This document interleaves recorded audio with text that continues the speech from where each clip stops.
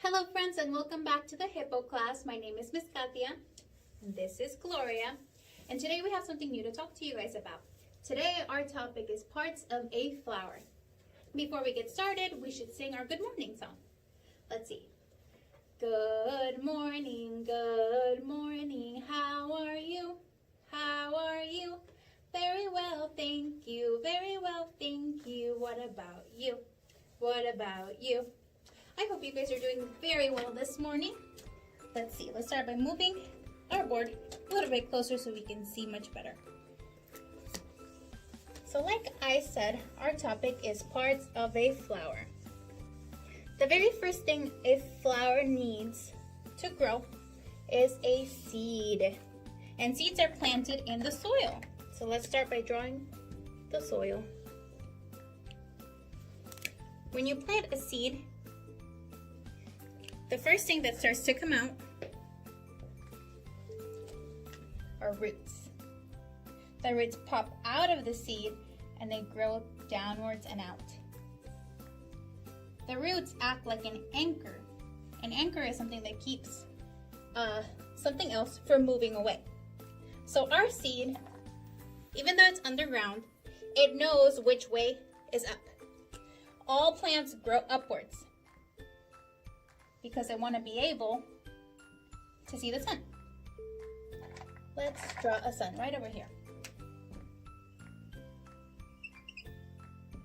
The sun and the sunlight are the only reason why plants know how to grow up. So the first thing we said was that we came out of a seed with the roots. Let's write down roots. Roots. The roots help the plant absorb water and minerals from the soil that help it grow big and strong. There's moisture inside of the soil that they pull using the roots. The next thing that grows from a plant, from a flower, is the stem. Let's write down stem. Stem. This is the stem. The stem is kind of like the backbone of a flower. It's what makes sure to keep it standing up straight and tall and to keep it from falling over. The stem also helps move the nutrients and minerals that the plant absorbs from the soil and move them up into the leaves. The leaves are what absorbs the sun rays to help create more food from the flower. They do that using something called chlorophyll. The leaves are usually flat and green, but they can be bigger or smaller, and they can come in different shapes and sizes. At the top of our plant, we're creating a flower. The flower is where seeds come from, it's where pollen comes from, it's where the nectar comes from. We talked about pollinators last time you guys were here. We said that the butterfly is a pollinator. Pollinators, what they do is they go from flower to flower, eating nectar, getting their food from the flower. But while they're getting their food from the flower, they're also carrying some of the pollen from this flower to another. By doing this, they can help the plants create seeds and fruit that help them reproduce later on. Let's see, let's write down leaf up here and flower up here. So let's review the parts of the flower. There is roots, and the roots help absorb the water from the ground, and they help absorb minerals to help the flower grow. The stem from the flower always knows which way is up. They can sense that because they can feel where the sun rays are coming from. The stem is the backbone. The stem is what helps the plant stand up straight and tall and keep it from falling over. The roots are the ones that help it stay connected to the ground.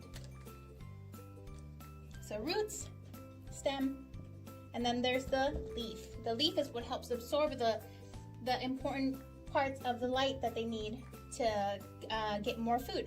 So leaves and roots are what help feed the flower, the plant. Up on top is the flower. The flower is what helps it reproduce, what helps it create more flowers, because inside the plant there is nectar that other pollinators like to go eat. And when the pollinators sit and stand on the flower, they catch the pollen, and whenever they're ready to fly off to another plant, they take it and transport the pollen from that flower to other flowers, helping it reproduce, helping it make more flowers. So I want to see if we can do an art activity to review our parts of the flower. Again, those parts are roots, stem, leaf, and flower. Okay friends, for this art activity you're going to need a handful of things. What I'm going to be using today to make the parts of a flower are Q-tips. I have colorful Q-tips, but any will do. A pipe cleaner, Play-Doh, small pieces of yarn,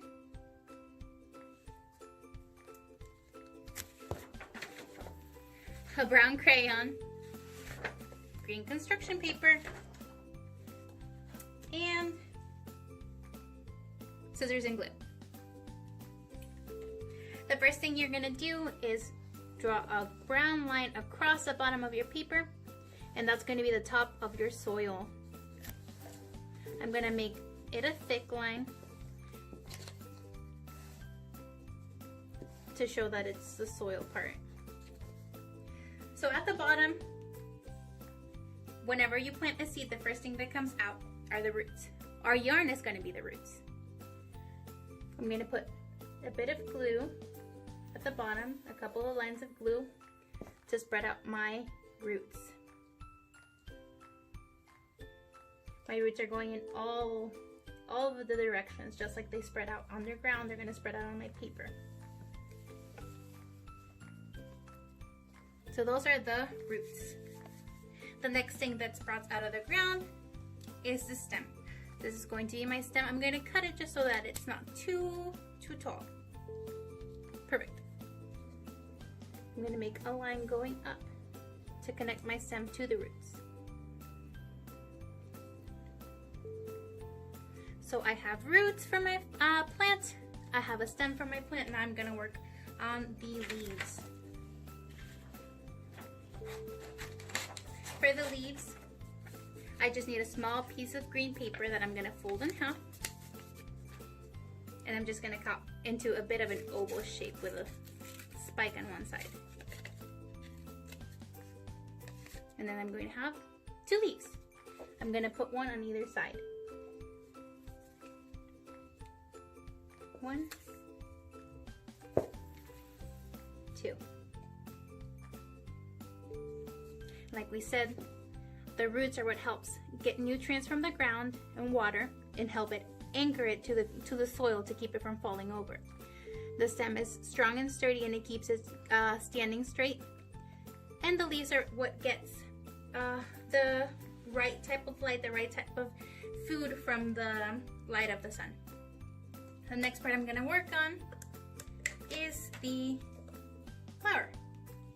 For the flower, I'm going to use purple Play-Doh that I have. You can use any color Play-Doh, or if you don't have any Play-Doh at home, you can use construction paper. I'm going to roll up a piece of Play-Doh, and I'm going to flatten it out to make the inside of the flower. And I'm going to glue it at the very top.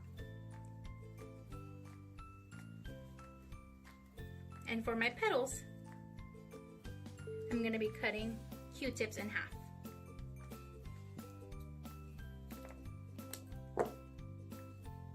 My Q-tips are going to go all around the inside of the flower. The petals are what's bright and colorful and beautiful, and that's what attracts pollinators like bees and butterflies and different birds. and makes them want to go to the flower, because the brighter it is, the more they want to go. And the inside is where the nectar is created and where the pollen is stored. And it's also where they grow seeds and fruit.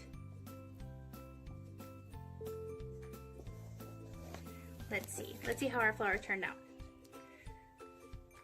These are our roots, which, like I said, anchor the flower or the plant to the ground. They get nutrients from the soil, they get water from the soil. This is our stem that keeps it standing straight and tall and helps move the nutrients that the roots gathered and take them upwards towards the leaves and towards the flower. These are the leaves that get what they need from the sun to create more food for the plant. And this is the flower. Inside is where the pollen and the nectar is created, and the outside petals are what's bright and beautiful to make sure that the other animals, like the pollinators, want to go and eat from it. If you do not have things like Q-tips or Play-Doh, pipe cleaners, or yarn at home, you can use different construction paper, or you can draw it with a pencil. And an optional part for this activity would be writing down the different parts on your paper. There is roots,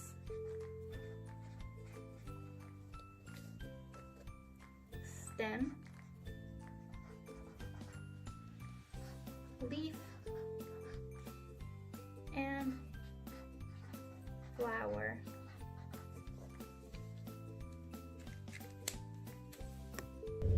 Okay friends, I hope you guys enjoyed this lesson covering the parts of a flower, and I hope you guys get a chance to do the art activity if you can. Like I said, if you don't have things like pipe cleaners or Play-Doh at home, you can try to cut out the shapes instead, and still be able to review the parts of a flower while making your own. Before we go, we are going to sing our goodbye song. Adios, adios, goodbye. Adios, adios, goodbye. Hasta luego. Adios, adios, goodbye.